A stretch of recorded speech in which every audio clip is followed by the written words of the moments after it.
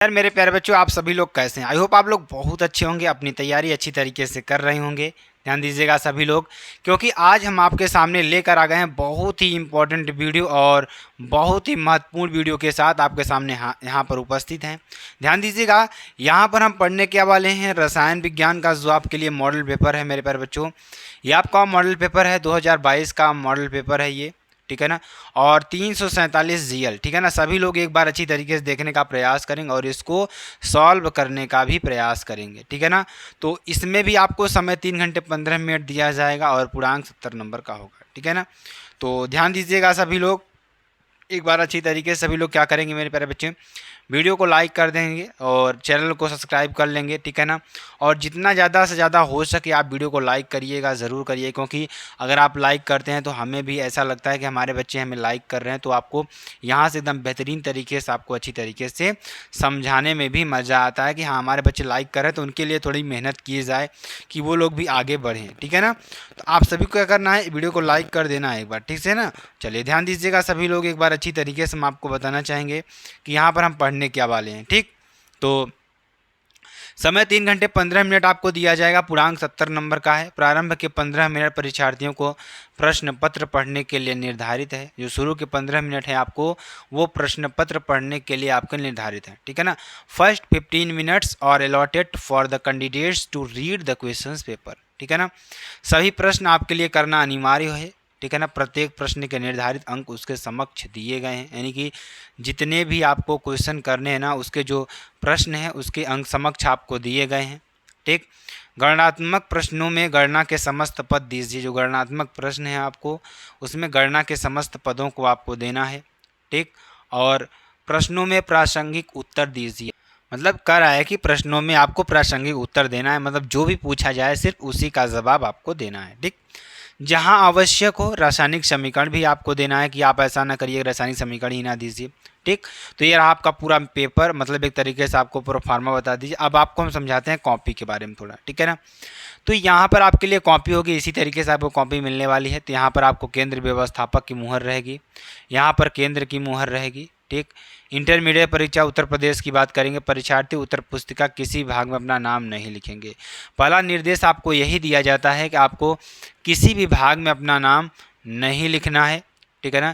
केंद्राध्यक्ष एवं कक्ष निरीक्षकों को यह अधिकार होगा कि वे परिषद की परीक्षा में सम्मिलित होने वाले परीक्षार्थियों की तलाशी ले सकते हैं। क्या कर सकते हैं वे, क्या कर सकते हैं, परिषद की परीक्षा में सम्मिलित होने वाले परीक्षार्थियों की तलाशी ले सकते हैं। परीक्षार्थी उत्तर पुस्तिका के पृष्ठ भाग पर दिए गए निर्देशों को ध्यानपूर्वक पढ़ें तथा सावधानी के साथ पालन करें। क्या करें, जो परीक्षार्थी हैं उत्तर पुस्तिका के पृष्ठ भाग पर दिए गए निर्देशों को ध्यानपूर्वक पढ़ें तथा सावधानी के साथ पालन करें, ठीक है ना। निम्नांकित क्रमांक 1 से 6 तक की पूर्ति परीक्षार्थी स्वयं करेंगे, ठीक है ना। और क्या कर रहा है, इस उत्तर पुस्तिका का प्रयोग करने से पहले परीक्षार्थी यह भी देख लें कि उस पर वही वर्ष परिचित्रित है जिस वर्ष वह परीक्षा दे रहा है। मतलब कि यह ध्यान दीजिएगा, इस उत्तर पुस्तिका का प्रयोग करने से पहले यह भी आपको देख लेना है कि वही वर्ष परिचित्रित है जिस वर्ष वह परीक्षा दे रहा है, ठीक है ना। परीक्षार्थी सभी प्रविष्टियाँ शुद्ध एवं स्पष्ट रूप से स्वयं भरें, ठीक है ना। और परीक्षार्थी का अनुक्रमांक यहाँ पे आपको डालना है अंकों में, और परीक्षार्थी का अनुक्रमांक यहाँ पे आपको शब्दों में डालना है, ठीक है ना। विषय केमिस्ट्री आपको यहाँ पर लिख देना है, ठीक। प्रश्न पत्र आपको यहाँ पर डाल देना है 347 जीएल, ठीक है ना। इतना आपको करना है। उसके बाद परीक्षा का दिन, परीक्षा की तिथि एवं पाली, केंद्र का नाम यहाँ पे आपको डालना है, ठीक है ना। तो इतना चीज़ आपको करना है जो कि आपके लिए बेहद इंपॉर्टेंट और बेहद ही चलिए क्वेश्चन की ओर बढ़ते हैं। काफ़ी में क्वेश्चन आपके कैसे कैसे हैं, ठीक है ना। तो क्वेश्चन देखेंगे, ध्यान दीजिएगा सभी लोग, अच्छी तरीके से समझने का प्रयास करिएगा। क्वेश्चन में देखिए, इस प्रश्न में आपको प्रत्येक खंड में 4 विकल्प दिए गए हैं। मतलब क्या कर रहा है कि इस प्रश्न के प्रत्येक खंड में आपको 4 विकल्प दिए गए हैं। सही विकल्प चुनकर उसे अपनी उत्तर पुस्तिका में लिखिए। क्या लिखना है आपको, सही विकल्प चुनकर उसको अपनी उत्तर पुस्तिका में लिखना है, ठीक। तो जैसे पहला क्वेश्चन क्या है, स्टाइकियोमेट्री दोष का उदाहरण क्या है, तो फ्रैंकेल दोष या अशुद्धता दोष या धातु न्यूनता दोष, ये आपके लिए हो जाएगा, ठीक है ना। आपको ये करना है जो कि बहुत इंपॉर्टेंट और बहुत ही महत्वपूर्ण है, ठीक है ना। यानी स्टाइकियोमेट्री दोष का उदाहरण क्या है, धातु आधिक्य दोष, फ्रैंकल दोष, अशुद्धता दोष या धातु न्यूनता दोष, क्या हो जाएगा यहाँ पर फ्रैंकल दोष, क्या हो जाएगा, फ्रैंकल दोष, ठीक है ना। अगला क्वेश्चन, शुद्ध जल की मोलरता का मान है, शुद्ध जल की जो मोलरता का मान है वह कितना है? 55.6 या 50 या 35 या 55.5। तो आंसर क्या हो जाएगा यहाँ पर मेरे प्यारे बच्चों? 55.6 क्या हो जाएगा? 55.6, ठीक है ना। प्रथम कोट की अभिक्रिया के लिए A0 प्रारंभिक सांद्रण T समय बाद सांद्रण A है, तो निम्न में से शुद्ध व्यंजक कौन सा है? इसमें से शुद्ध व्यंजक आपका कौन सा है? A बराबर A0 e की पावर KT, A0 बराबर A e की पावर माइनस KT, A बराबर A0 e की पावर माइनस KT, या ए स्क्वायर बराबर A0 e की पावर KT, ठीक है ना। तो ये आपके लिए हो जाएगा। तो आंसर की बात करेंगे, आंसर क्या हो जाएगा? A बराबर A e की पावर माइनस KT, ठीक है ना। चलिए अगले क्वेश्चन की बात करेंगे। तो बेंजल्डिहाइड का सल्फ्यूरिक अम्ल की उपस्थिति में नाइट्रीकरण कराने पर क्या प्राप्त होगा? किसका? ध्यान दीजिएगा मेरे प्यारे बच्चों, बेंजल्डिहाइड का। किसका? बेंजल्डिहाइड का किसके साथ? सल्फ्यूरिक अम्ल के साथ क्या कराने पर? नाइट्रीकरण कराने पर, यानी बेंजल्डिहाइड का सल्फ्यूरिक अम्ल की उपस्थिति में क्या कराने पर? नाइट्रीकरण कराने पर प्राप्त होता है। क्या प्राप्त होता है? ध्यान दीजिएगा, ओ नाइट्रोबेंजल्डिहाइड, पी नाइट्रोबेंजल्डिहाइड, एम नाइट्रोबेंजल्डिहाइड, या इनमें से कोई नहीं। तो आंसर क्या हो जाएगा? इनमें से कोई नहीं, ठीक है ना। चलिए गंगा की बात करेंगे। प्राथमिक अमीनों के परीक्षण में प्रयुक्त होने वाली अभिक्रिया कौन सी है? तो क्या करा है? प्राथमिक अमीनों के परीक्षण में प्रयुक्त होने वाली अभिक्रिया कौन सी है? गाटरमान अभिक्रिया, कार्बिल अमीन अभिक्रिया, सैंडमायर अभिक्रिया, या डाईएजोकरण। क्या हो जाएगा? डाईएजोकरण। तो आंसर क्या हो जाएगा मेरे प्यारे बच्चों? कार्बिल अमीन अभिक्रिया। क्या हो जाएगा? कार्बिल अमीन अभिक्रिया, ठीक है ना। चलिए आगे आपको बताते हैं। दूध में पाई जाने वाली शर्करा कौन सी है? तो दूध में पाई जाने वाली शर्करा आपको लिए माल्टोज, फ्रक्टोज, लैक्टोज, या सेल्यूलोज। तो आंसर क्या हो जाएगा आपका? लैक्टोज आंसर हो जाएगा। क्या हो जाएगा? लैक्टोज आंसर आपका हो जाएगा, ठीक है ना। चलिए आगे आपको बताते हैं जो कि आपके लिए बेहद इंपॉर्टेंट और बेहद ही महत्वपूर्ण है, ठीक है ना। क्या है? बेहद ही क्या है? महत्वपूर्ण है, ठीक है ना। चलिए आगे आपको बताते हैं, ध्यान दीजिएगा। तो यहाँ पर आपके लिए क्या हो जाएगा? क्वेश्चन देखिए क्या है, 2 के क की बात करें। क्वेश्चन क्या है? क्वेश्चन क्या है कि वाष्प दाब का आपेक्षिक अवनमन क्या है? वाष्प दाब का जो आपेक्षिक अवनमन है वह क्या है? वाष्प दाब का आपेक्षिक अवनमन क्या है? इससे राउल्ट के नियम को व्यक्त करने वाले सूत्र का निर्धारण कीजिए। क्या करिए? राउल्ट के नियम को व्यक्त करने वाले सूत्र का निर्धारण करिए, ठीक है ना। तो क्या हो जाएगा? ध्यान दीजिएगा। चलिए इसको ध्यान से समझते हैं और अच्छी तरीके से बताने का प्रयास करते हैं। तो क्या हो जाएगा? 2 के क की बात करेंगे जो कि आपके लिए बेहद इंपॉर्टेंट है। क्या करा है? जब किसी अवाष्पशील विलेय को, क्या करा है? जब किसी अवाष्पशील विलेय को किसी वाष्पशील विलायक में, किसमें? किसी वाष्पशील विलायक में मिलाया जाता है, तब इसके वाष्प दाब में कमी हो जाती है। क्या हो जाती है? इसके वाष्प दाब में क्या हो जाती है? कमी हो जाती है। तो शुद्ध विलायक एवं विलयन के वाष्प दाब के इस अंतर को वाष्प दाब अवनमन कहते हैं। क्या कहते हैं? वाष्प दाब अवनमन कहते हैं, ठीक है ना। ये आपके लिए हो जाएगा। तो माना शुद्ध विलायक का वाष्प दाब बराबर P का पावर 0, विलयन का वाष्प दाब PS, या वाष्प दाब का अवनमन बराबर P की पावर 0 माइनस PS, तथा वाष्प दाब का अपेक्षिक अवनमन P0 माइनस PS अपान P0, ठीक है ना। आपके लिए हो जाएगा। चलिए ध्यान दीजिएगा। और उसके बाद देखिए, वाष्प दाब का अपेक्षिक अवनमन तथा वाष्प दाब का अवनमन दोनों अणुसंख्य गुणधर्म में हैं और विलेय कणों की संख्या पर निर्भर करते हैं, ठीक है ना। आपके लिए हो जाएगा। चलिए अगले क्वेश्चन 2 के ख की बात करेंगे जो कि आपके लिए बेहद इंपॉर्टेंट और बहुत ही महत्वपूर्ण है, ठीक है ना। क्वेश्चन देखिए क्या है, ध्यान दीजिएगा सभी लोग। क्वेश्चन क्या है कि बिंदु दोष पर संक्षिप्त टिप्पणी आपको लिखना है। किस पर? बिंदु दोष पर संक्षिप्त टिप्पणी आपको लिखना है, ठीक है ना। चलिए ध्यान दीजिएगा। जालक बिंदु के चारों ओर परमाणुओं की आदर्श व्यवस्था में क्या कर रहा है? जो जालक बिंदु हैं, जालक बिंदु के चारों ओर परमाणुओं की आदर्श व्यवस्था में विचलन से उत्पन्न दोष को बिंदु दोष कहते हैं। क्या कहते हैं? विचलन से उत्पन्न दोष को बिंदु दोष कहते हैं। बिंदु दोष को 3 प्रकार में वर्गीकृत किया जा सकता है। कैसे? स्टाइकियोमेट्री दोष, नॉन स्टाइकियोमेट्री दोष, अशुद्ध दोष। तो आंसर क्या हो जाएगा आपका मेरे प्यारे बच्चों? यहाँ पे आपको यही आंसर हो जाएगा इसका, ठीक है ना। 2 के ग की बात करेंगे। निम्नलिखित अभिक्रिया वाले सेल को निरूपित कीजिए, ठीक है ना। निम्नलिखित अभिक्रिया वाले सेल को निरूपित कीजिए। तो ZnS plus CO2 plus O 0.1 मोल, या COS plus ZN double plus O 0.01 मोल, ई सेल का परिकलन भी कीजिए तो ई की पावर 0 सेल बराबर 0.48 वोल्ट। ठीक है ना, ये आपके लिए हो जाएगा। ठीक, चलिए ध्यान दीजिएगा। अगला क्वेश्चन, सेल की अर्ध अभिक्रिया समीकरण Zn2 + 2e ऑक्सीकरण एनोड। ठीक है ना, आपके लिए हो जाएगा। तो ये अभिक्रिया को आपको लिख लेना है। ठीक है ना, इस अभिक्रिया को आपको लिख लेना है। ठीक, 2 के घ की बात करेंगे जो कि आपके लिए बेहद इंपॉर्टेंट और बेहद ही महत्वपूर्ण है। ठीक है ना, चलिए ध्यान दीजिएगा। कोलाडी विलियन के टिंडल प्रभाव पर टिप्पणी लिखिए। किस पर? कोलाडी विलियन के टिंडल प्रभाव पर टिप्पणी आपको लिखना है। ठीक है ना, किस पर लिखना है? कोलाडी विलियन के, ध्यान दीजिएगा, टिंडल प्रभाव पर टिप्पणी आपको लिखना है। ठीक है ना, तो इसका आंसर क्या हो जाएगा? ध्यान दीजिएगा सभी लोग, यह एक विषमांग तंत्र है। क्या है? यह एक विषमांग तंत्र है। कोलाडी विलयन में भिन्न भिन्न व्यासों के कारण, ठीक है ना, भिन्न भिन्न व्यासों के कारण उपस्थित होते हैं।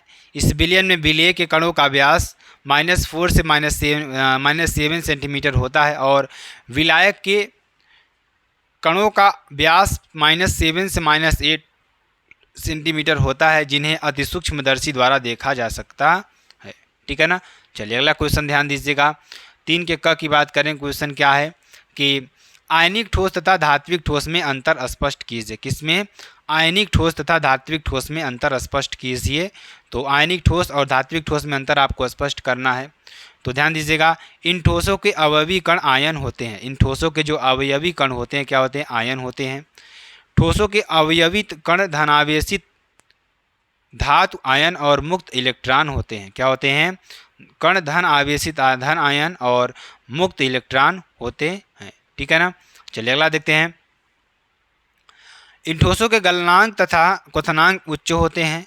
ठीक, और ध्यान दीजिएगा, अधिकांश धातुओं के गलनांक तथा घनत्व उच्च होते हैं। क्या होता है? अधिकांश धातुओं के गलनांक तथा घनत्व उच्च होते हैं। ठीक है ना, 3 के ख की बात करेंगे तो आपके लिए बहुत इंपॉर्टेंट और बहुत ही महत्वपूर्ण क्वेश्चन ये भी है।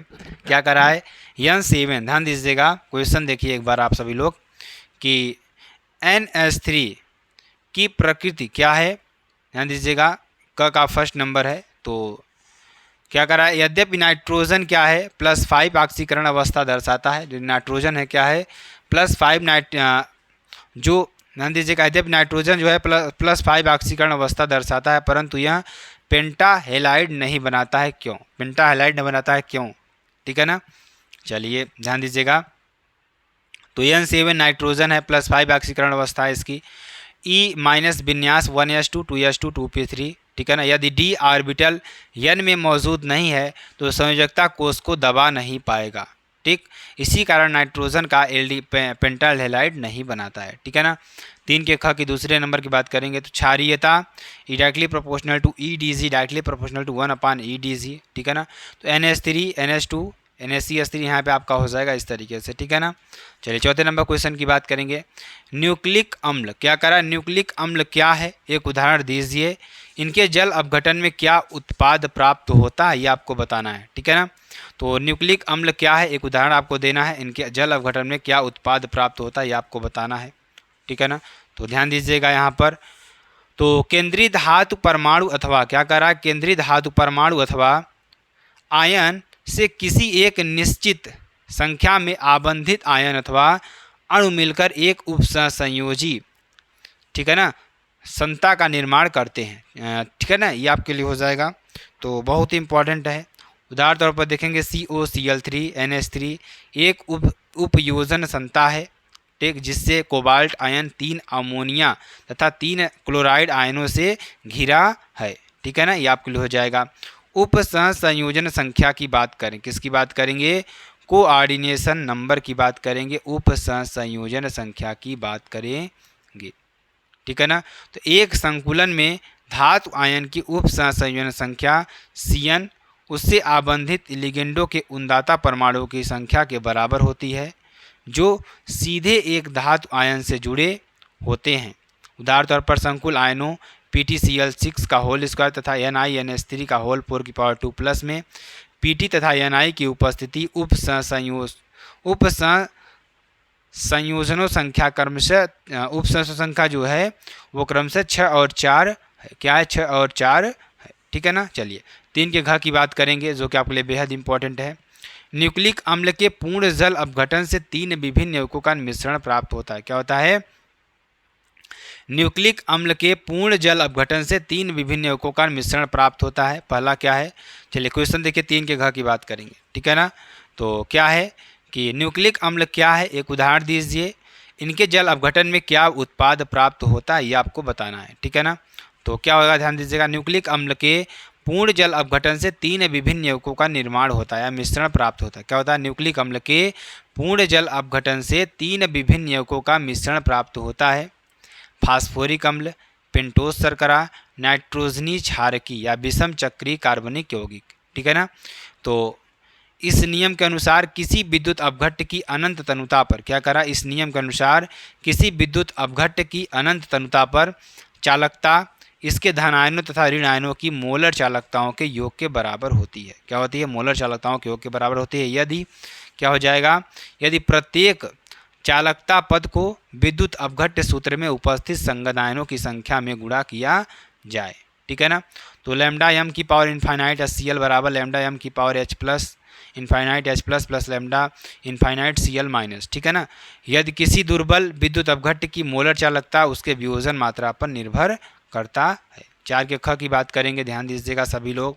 क्या है कि कुलाड़ी कणों का विद्युत आवेश किस प्रकार आता है। क्या कर रहा है? जो कुलाड़ी कण होते हैं उस पर विद्युत आवेश किस प्रकार आता है, धनात्मक और ऋणात्मक आवेश सॉल्व के एक एक उदाहरण देते हुए स्पष्ट कीजिए, ठीक है ना।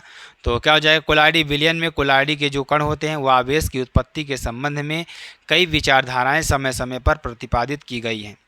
इन विचारधाराओं के अनुसार कुलाइड के कणों पर आवेश निम्न कारणों से उत्पन्न होता है। कौन कौन से? घर्षण के कारण, ठीक, अधिशोषित आणविक वैद्युत अपघट्ट के विघटन के कारण, इसके अतिरिक्त और भी हैं, ठीक है। 4 के घ की बात करेंगे तो ग नंबर क्वेश्चन भी आप लोग देख लीजिए, जो क्वेश्चन है जिसको आपको अपने से करना है। ध्यान दीजिएगा, क्या होता है जब आपको केवल रासायनिक समीकरण देना है, ध्यान दीजिएगा। तो 4 का ग नंबर क्वेश्चन देखिए क्या है, क्या होता है जब केवल रासायनिक समीकरण आपको देना है। क्या है रासायनिक समीकरण? एनिलीन नाइट्रस अम्ल से कम ताप पर यानी 273 से 268 के पर क्रिया करती है। एनिलीन का ब्रोमीनीकरण करते हैं, ठीक है ना, आपके लिए हो जाएगा। घ नंबर की बात करेंगे तो क्या हो जाएगा, ध्यान दीजिएगा। तो ध्यान दीजिएगा यहाँ पर हो जाएगा, ठीक है ना। ग नंबर की बात करेंगे तो आणविक ज्यामिति के आधार पर प्रोटीन का वर्गीकरण कीजिए, प्रोटीन की संरचना पर संक्षिप्त टिप्पणी कीजिए, ठीक है ना। तो क्या हो जाएगा, आणविक ज्यामिति के आधार पर प्रोटीन का वर्गीकरण कीजिए, प्रोटीन की संरचना पर संक्षिप्त टिप्पणी आपको लिखना है, ठीक है ना। तो आणविक संरचना के आधार पर प्रोटीनों को 2 भागों में बांटा गया। पहला फाइबर युक्त प्रोटीन्स, दूसरा ग्लोब्यूलर प्रोटीन्स, ठीक है ना, आपके लिए हो जाएगा। चलिए अगला देखते हैं, ध्यान दीजिएगा। 5 का नंबर की बात करेंगे तो ये आपको लिख लेना है क्वेश्चन, पहले आप देख लीजिए क्वेश्चन क्या है, ठीक है ना। तो क्वेश्चन क्या है कि ग्लूकोज के 1 बिलियन में 12 ग्राम ग्लूकोज, क्या कर रहा है, ग्लूकोज के 1 बिलियन में 12 ग्राम ग्लूकोज अणुभार 180, 100 ग्राम जल में घुला है। इस विलयन का क्वथनांक 100.34 डिग्री सेंटीग्रेड है। तो जल के मोलल उन्नयन स्थिरांक की गणना कीजिए, ठीक है ना। तो क्या करना है, जल के मोलल स्थिरांक की गणना आपको करना है, ठीक है ना। तो ध्यान दीजिएगा, ये आपका क्वेश्चन हो जाएगा, आंसर हो जाएगा, आपको इसको कर लेना है अच्छी तरीके से, ठीक है ना। 5 ख नंबर की बात करेंगे तो सक्रियण ऊर्जा को परिभाषित कीजिए। किसको? सक्रियण ऊर्जा को परिभाषित कीजिए। किसी अभिक्रिया के 400 के पर 600 के पर वेग यानी 400 केल्विन तथा 600 केल्विन पर वेग स्थिरांक क्रमशः 0.02 सेकेंड की पावर -1, ठीक है ना। तो यहाँ ध्यान दीजिएगा यहाँ पर। तो ग नंबर की बात करेंगे, ग नंबर क्वेश्चन क्या है, संक्रमण तत्व क्या है, संक्रमण तत्व क्या है, इनके चुंबकीय गुणों, रंगीन आयनों का बनना तथा संकुल आयनों का बनना पर संक्षिप्त टिप्पणी आपको लिखना है, ठीक है ना। तो ध्यान दीजिएगा यहाँ पर क्या हो जाएगा, जिन तत्वों में विभेदी इलेक्ट्रॉन n-2 इंटू F कक्षकों में प्रवेश करता है वे तत्व आंतरिक संक्रमण तत्व कहलाते हैं। ये तत्व आवर्त सारणी में एक ब्लॉक p ब्लॉक का निर्माण करते हैं, अतः इन्हें p ब्लॉक के तत्व भी कहते हैं। क्या कहते हैं? p ब्लॉक के तत्व भी कहते हैं, ठीक है ना।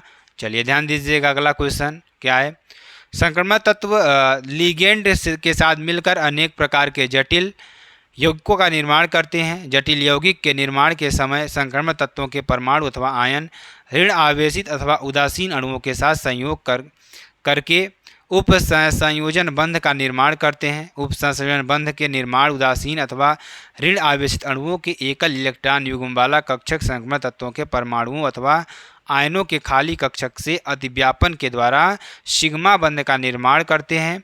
संक्रमण तत्वों के परमाणु अथवा आयन के केंद्रीय परमाणु अथवा आयन एवं उदासीन तथा ऋण आवेशित परमाणुओं अणुओं को लिगैंड कहा जाता है। संक्रमण धातु परमाणु एवं आयनों द्वारा निर्मित कुछ प्रमुख जटिल यौगिक निम्नलिखित हैं। ठीक है ना, ये आपके लिए हो जाएगा। चलिए, तो K इंटू PTBr3NH3 या K3FeCN5NO2H2O, ठीक है ना, आपके लिए हो जाएगा। चलिए, उप संयोजन संख्याएं प्रायः 2, 4 तथा 6 होती हैं। कितनी होती हैं? 2, 4 तथा 6 होती हैं। ठीक है ना। चलिए ध्यान दीजिएगा, क्वेश्चन देखिए। अगला क्वेश्चन क्या अच्छा के का की बात करेंगे। अमोनिया बनाने की प्रयोगशाला विधि का रासायनिक समीकरण लिखिए। अमोनिया की 2 अभिक्रियाओं के रासायनिक समीकरण लिखिए। ठीक है ना। पहला नंबर अथवा इसमें अथवा क्या है, सल्फर डाइऑक्साइड को प्रयोगशाला में बनाने की विधि का रासायनिक समीकरण लिखिए तथा इसका एक उपयोग भी लिखिए। ठीक, क्या होता है जब केवल रासायनिक समीकरण आपको देना है। किसी यू को गर्म एवं सांद्र HNO3 के साथ गर्म किया जाता है तो क्या बनेगा। ठंडे तथा तनु NaOH विलयन में Cl2 गैस प्रवाहित करते हैं तो क्या बनेगा। ठीक, ख नंबर के पहले की बात करेंगे। इसका IUPAC नाम आपको लिखना है क्या कि C6H5OC2SCH3 C6H5OC2CH2CH3 CH3CH2 का whole twice single bond C double bond single bond OH double bond CH2। ठीक है ना, ये आपके लिए हो जाएगा। तो निम्नलिखित पर टिप्पणी लिखिए। पहला ल्यूकास परीक्षण, दूसरा फिडेल क्राफ्ट अभिक्रिया, उसका कोल्बे अभिक्रिया। ठीक है ना। C4H10O अणुसूत्र के सभी अल्कोहल ईथरों को IUPAC नाम लिखिए। यौगिक ए 5 मिनट में ल्यूकास परीक्षण देता है। यौगिक ए की PbR3 से अभिक्रिया कराने पर यौगिक बी बनता है। यौगिक बी को निर्जल AlCl3 की उपस्थिति में बेंजीन से अभिक्रिया कराने पर यौगिक सी बनता है। यौगिक ए, 20 तथा सी को पहचानिए तथा नाम एवं सूत्र लिखिए। ठीक है ना। चलिए आगे आपको बताते हैं, ध्यान दीजिएगा। 7 के नंबर के क की बात करेंगे। तो निम्नलिखित यौगिकों में IUPAC पद्धति में नाम लिखिए। CH3 का होल थ्राइस C सिंगल बाड CH2Br, CH3 single bond C CH3 CH2Cl CHO। ठीक है ना। क्या होता है जब केवल रासायनिक अभिक्रिया आपको देना है। बेंजीन का जल अपघटन किया जाता है। शुष्क ईथर की उपस्थिति में बेंजीन की अभिक्रिया Mg होती है। ठीक है ना। अगला निम्नलिखित पर संचित टिप्पणी आपको लिखना है। वुड्स अभिक्रिया, वुड्स फिटिंग अभिक्रिया या क्लोरोबेंजीन का उदाहरण लेते हुए फिडेल क्राफ्ट अभिक्रिया पर। ठीक है ना। निम्नलिखित रूपांतरणों के लिए रासायनिक अभिक्रिया लिखिए। बेंजील एल्कोहल से फेनिल एथेनोइक अम्ल, बेंजील डिहाइड से एम नाइट्रोबेंजील डिहाइड या बेंजीनोइक अम्ल से बेंजामाइट, अथवा निम्नलिखित पर संचित टिप्पणी लिखिए। क्रॉस एल्डोल संघनन पर, कैनेजारो अभिक्रिया पर या एल्डोल संघनन पर। ठीक है ना। तो ये आपका पूरा मॉडल पेपर था मेरे पर। अगर आपको वीडियो पसंद आती है आप चैनल को लाइक शेयर कमेंट्स जरूर कर सकते हैं। फिर मिलते हैं नेक्स्ट वीडियो में नए टॉपिक के साथ। अब तक के लिए जय हिंद, जय भारत।